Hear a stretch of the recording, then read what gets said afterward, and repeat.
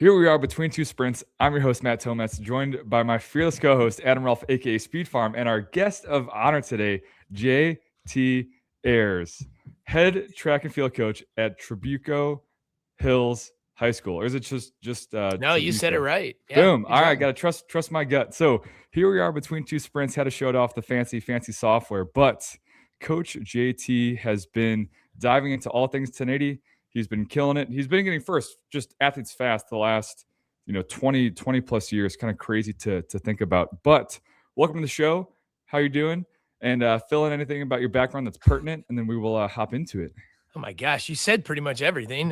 Yeah, I am a high school track and field coach. I have a side gig where I have my own company where we do all speed and performance training, and so I get all kinds of people, including baseball, and lacrosse, and track, and football, and soccer, and what have you.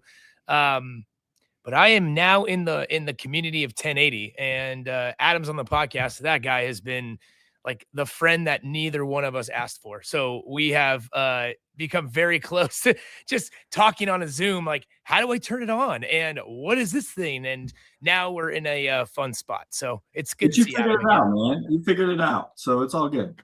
Oh, you're very patient. I appreciate you. Hey, new tech is not always easy. And but once you figure it out, we get you rolling, and hopefully your guys are getting faster, your guys and gals. We're getting there. Yeah, we'll see. We all need friends, and 1080 is the glue that brings us together, is kind of what I say. So I guess that's an awesome place to kind of start this chat of what got you in, what finally pushed you over the edge. Most coaches are familiar with what 1080 is, but what kind of, again, made you go from, man, this thing would be nice to, I need to make it happen?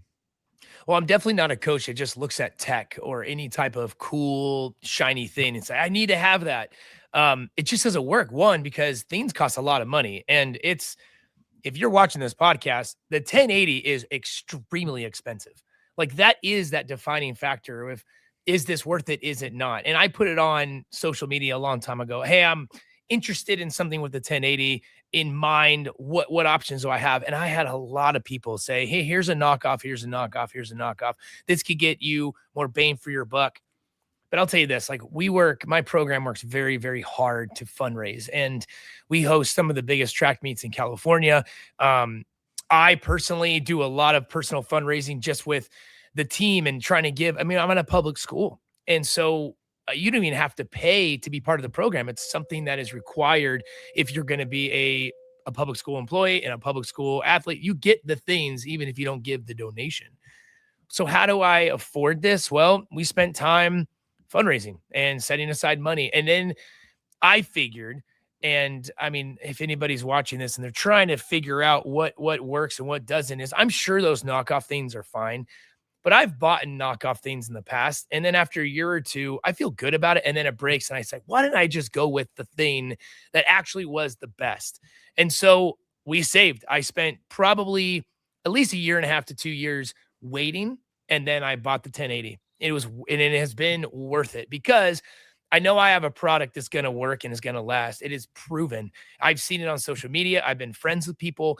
I've talked to, with my personal podcast, Olympians that have that use the 1080 and they swear by it. And then, I have sleds that the kids can pull. I do these things and they're fine and they get the job done. And a lot of the things that I do with speed training has to be very creative because there's limitations with weather or facilities or what have you. However, there's this moment, and I do overspeed training where I literally have a pulley system and I tie myself to it, tie the athlete way down the way, and I pull them. And every time we do it, it feels like I'm gonna kill someone. Like it feels like I'm praying to Jesus, come on, please, please, please. And then when the ring falls off and then the athlete keeps going, I just pray the nylon cord doesn't wrap around their leg and give them a burn or pull. That could be catastrophic. Well, I'm watching Chris Corfus, and who's a good friend of mine, and he's doing this in the middle of his street in the Chicago area. Like it works. And I was like, all right, that's it. I need to protect my athletes, and I know the values of overspeed training, but I need to make it as safe as possible. It is worth the money. And so far it is. Fantastic. So 2 topics. We'll kind of bridge past to present. So the cost, the budget, high school, a bunch of athletes, just you, fundraising, boosters, all that stuff kind of being put together is a topic. So I'd love to hear kind of what is your sales pitch strategy when talking to boosters, parents, whoever it is, that like talking to a coach, we just like get it, right? So someone who is not in this kind of every day, how do you describe it to them? And then bridging to the present, we'll dive into Overspeed after we kind of talk about this fundraising conversation. That's a good question. Every single program, and I travel and speak at all these different coaches clinics and have conversations on the phone all the time with other coaches. We all have our admin, our parents. It changes sometimes yearly. We have our limitations. We have our people, and we have our problems. Well, with that in mind, we all are, I would say, experts in our community, and we need to be. I know the demographic and I know the community that which I coach at. I know the athletes. I'm raising a family here. I grew up in this area. Those are helpful things because it's my job to know what I can ask and what I can't for. There are going to be places where, I mean, if you're at a private school, you can just throw it out there. Hey, there's a $20,000 machine that it's going to revolutionize what we do. And people are like, here's a check. That's not what I have. I mean, I'm collecting cans at these track meets. We're doing everything we can in recycling. Like, we're doing everything. There's a couple ways to go about it. You could just sit in front of your entire, parents and athletes and say, here's the vision. And cast the vision is a huge aspect of any coach, and say, these are what we're going to go for. I needed to buy a pole vault landing system. So I partnered with On Track and Field, and they gave me one at cost. It was custom, and it was still 30 grand. Like, I have an athlete that wants a new pole vault pole. Well, he's good. That's $1,000 right there. All right. Well, I have a list on my board. These are the things. On it was the 1080, and it was on it for about 3 or 4 years. The last thing is that my parents trust me. The program trusts me. They said, all right, go get what you think is going to help our athletes. Like, all right. So I'm not answering to anybody. I have fans. I've created a program and a community where we're all in it together, and they trust me enough to go, and I will never do anything that violates that trust. I am very honest and open, and I brag. Check it out. Well, we have the 1080 machine. It's not for I don't get paid different if we win or lose. I get a small stipend to be a track coach. I do not make a lot of money doing this. However, going to practice knowing that I'm giving the athletes the best opportunity to be successful, that matters. If they finish the season, and I'm talking every athlete on the team, they finish the season and they're better than they thought they could be, that's a win. We're not always going to win a state title, but if I can just try to give the athlete the opportunity to be better than they could have been, that's all that matters. And 1080's really helped me with that, because now I'm bragging. I mean, I have athletes that go to D1 colleges that don't have 1080s. And they're like, my high school coach, he was giving me more than my college is. And my college is giving me a free education, or at least some kind of, subsidy that hopefully they're getting something. And maybe they're not, but regardless, it's my coach cared enough to work that hard for me to fundraise and give me these opportunities. And I'm talking best blocks, the 1080, the best spikes, whatever. It's part of the game. 1080 is just a byproduct of something that we're already doing already. Yeah, I think byproduct is an awesome way to kind of describe it. And I appreciate you laying out that whole process of, I grew up here, I get the community, it's on my list, I'm evaluating kind of all my options. And if you set that foundation, you build that trust, it's almost like it'll take care of itself, So there's so much more that goes into it beyond just, hey, I need X amount for XYZ, Yeah, I mean, I'm trying really hard to just ensure that anything that we do, everything is grounded in the idea of trust. And so if I go out and buy something for the program, and everything with track and field equipment is expensive, everything. Well, sit down, fundraise, dream big. And I mean, I started with free lap cones. I mean, those are great. And then they're expensive. And then we have blocks and hurdles and this and that. I mean, it's just on and on. It's very, very expensive in today's day and age to do this. So cast a vision, and then allow the people to know that they're part of something really great. And then once you have a fandom, it's much easier to go and get things that you want. And then, you know what? One day, I'm praying and hoping, crossing my fingers and hoping one day that somebody will come up with a big old check and say, what do you want? And if they did that, would I have a list? Would I have big dreams? If I didn't, what a waste.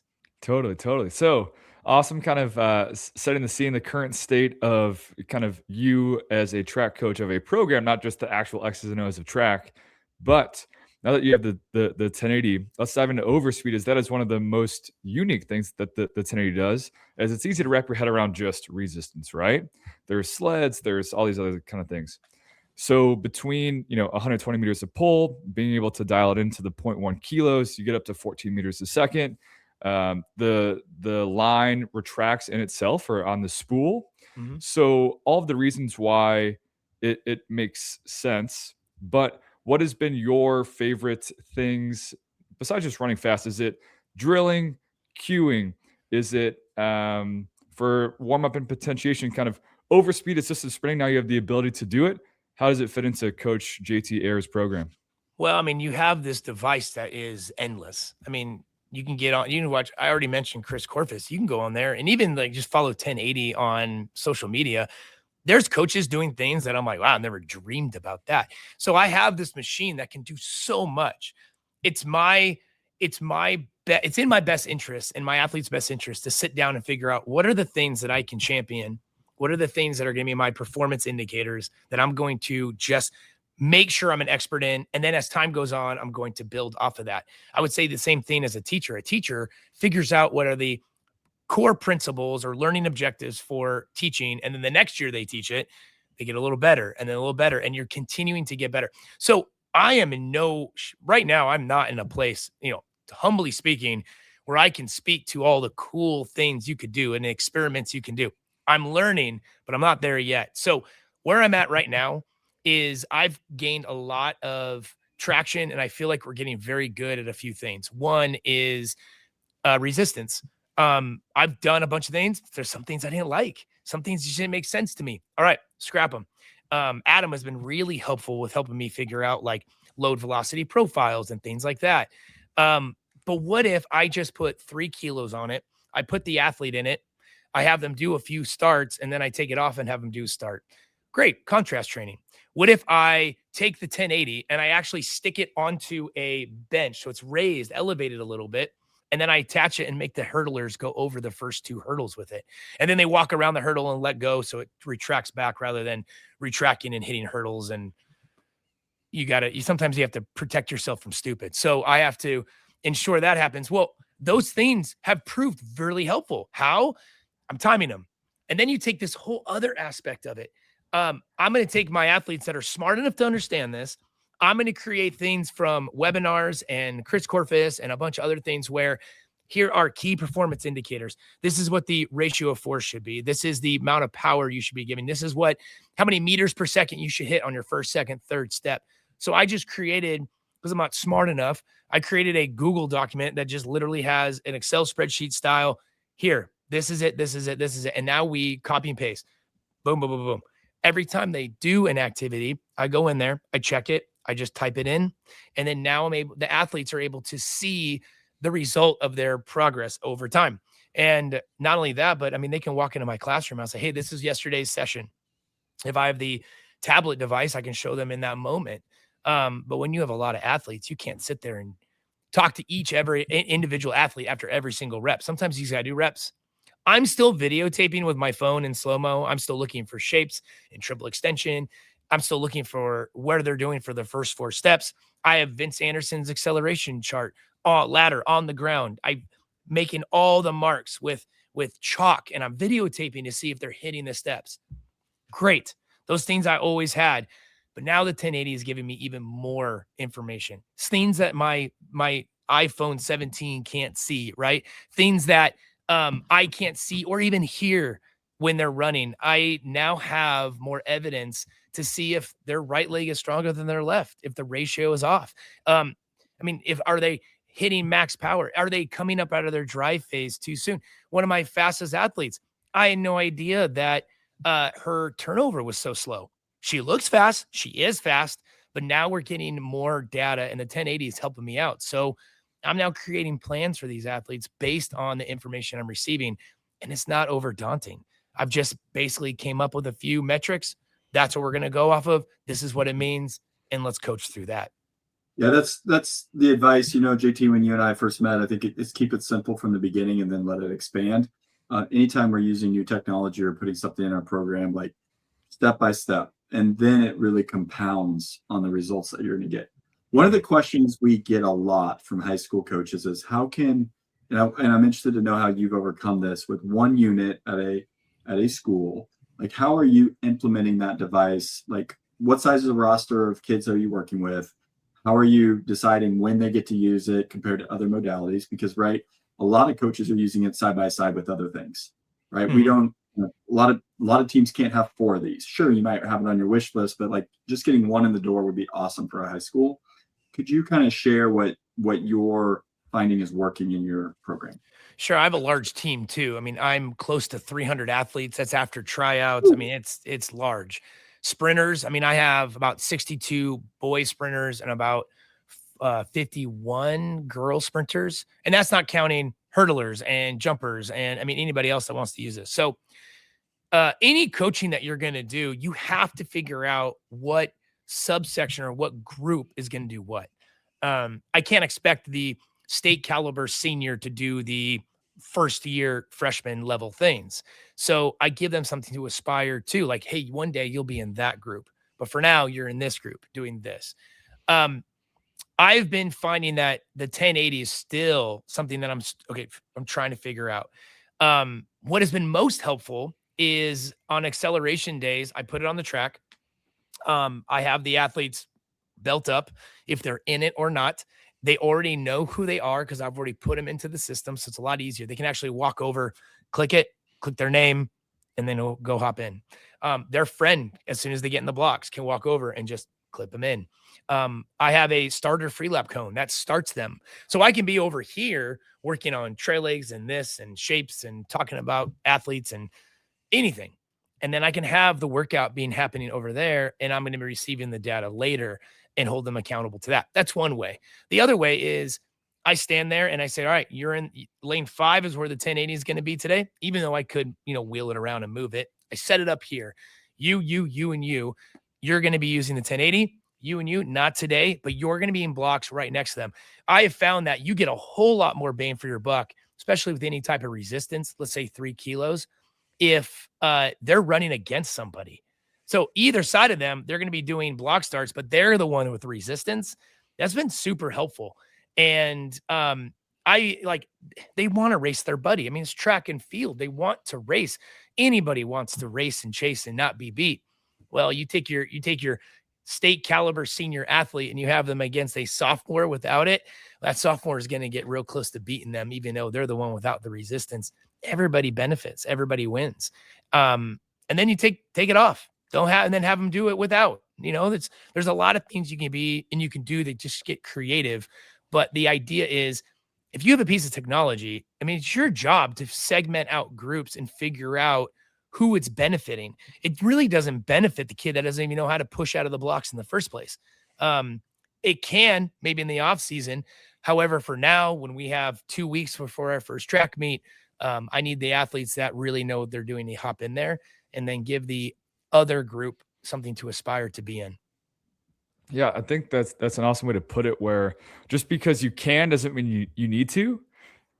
Like, not every rep needs to be measured, or not every rep even has to be on the 1080, or not every athlete has to use it today versus tomorrow versus even just your training group. Your bang for buck is going to be consistent. Like, just don't miss a day of practice versus that state caliber athlete, who is looking for percent improvement, right? So scaling up or scaling down not only your process but also your implementation is just just because you have it doesn't mean it has to be all in kind of right away. Well, Matt, I also talked about resistance the whole time. I mean, when I start doing a whole lot more towards the end of the season with assisted sprinting, like when a little overspeed, that's going to be a lot easier than what I have done in the past, where I'm actually not literally pulling athletes. And I mean, I'm 43. I think I'm in shape, but good Lord, dude, like that, I get tired, So now I can actually pull an athlete.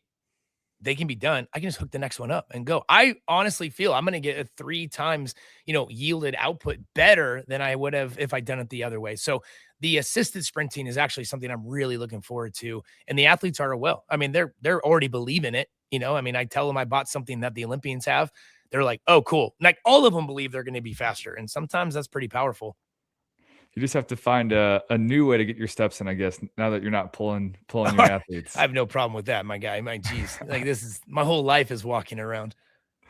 Fantastic. So last kind of question going past, present, future. So this is year one for the most part. You're learning Mhm. what it does, what it doesn't, how to work it in with your athletes, how to find an efficient and effective way to apply the data. Super, super cool. So now that like you understand what it is in real life, right? It's not just this thing that you follow on social media or whatever it is. What do you have planned for kind of year two? Or if you had a group of just your seniors, they just graduated, they're going off to college. So like it's all they have to do, 10 to 15 people, right? We can talk about it kind of like that. Or for year two, what's part of your master kind of grand plan now that Hmm. you just have a 1080 now and it, a year under your belt? There's two ways to look at it. One is like, where can I get more creative? Like if I see some limitations, the 1080 is telling me one thing. What can I do to remedy that? That's something I'm gonna have to learn. I've been even finding that as one of my athletes, it's crazy. I would never have guessed it, and even just watching, but towards the end of his drive phase, it literally he has no more force in the ground. And his posture looks good. It looks like he's applying force, but 1080 is like, no, no, no. There's a deficiency here 28 meters down the track. Um, so I've been like, all right, just on a whim. I'm like, why don't you just put your right hand up while you're running? And then that actually solved it according to the 1080. And then we started timing it and it solved it. Uh, that's something I'm gonna have to figure out why it happened, and I'm gonna have to. These are new things I'm gonna have to start learning. The 1080 is giving me input information. Well, what's the next step? The other thing that's really important is that now that I have it, and now that I'm keeping track of all these, key performance indicators, these measurable marks from the 1080. Now I can take the same athlete from year two, year three, whatever grade they're in, and we can compare themselves to their former selves. Or even take another athlete and say, hey, this is where Emma was, or Jordan was, or Max was, and this is now where you are. And those things matter. I mean, the comparison to yourself and the comparison to others, I mean, that's something that I can do now because I have a machine that's going to be very consistent, and I have an environment that's where it's going to be. And we can continue to measure ourselves based on that. So I'm excited about that. Fantastic answers. I appreciate the real life and the process, and it's not just about what numbers do you put on the machine, right? So, Sure. super excited to kind of hear you and Adam's kind of togetherness and teamwork. That was one of my favorite things as a client the last kind of 5 years before I started working for 1080 was how easy it was to call Adam, Peter. Well, it was really just them two back in 2020, but Back in the day. super excited to kind of follow along and continue to kind of help you out. And thank you very much for your time. And now I will roll out the yellow orange carpet, whatever our color technically is, to shamelessly plug, emphasis shameless. Where can the listener find you and get more of Coach JT? Oh gosh. Social media, Coach JT Ayers. I'm on Twitter, Instagram, Twitter more than Instagram, and coachayers.com. But you said something interesting, Matt, and I'll just end with this is that the one thing that really impressed me about the 1080 is I didn't just buy something and then good luck. I entered into a community. I'm already talking about the 1080 with coaches all the time. I have coaches calling me, a dear friend of mine, Brian Buchanan. Brian Weaver in Buchanan High School in California. We talk every week. Hey, have you tried this? What about this? What about that? And then, hey, I'm having trouble. Like I even called him one time. I was like, hey, how do you turn it off? Like I don't understand. And that was like month one. And so we've come a long way. The community aspect of the 1080 is what makes people successful. Fantastic. I totally agree. It's its own language, FEP, RF Max, all this stuff, and just like to be in the club, So appreciate you kind of tossing that in at the end. Go give Coach JT a follow. You will not regret it. And looking forward to the next one.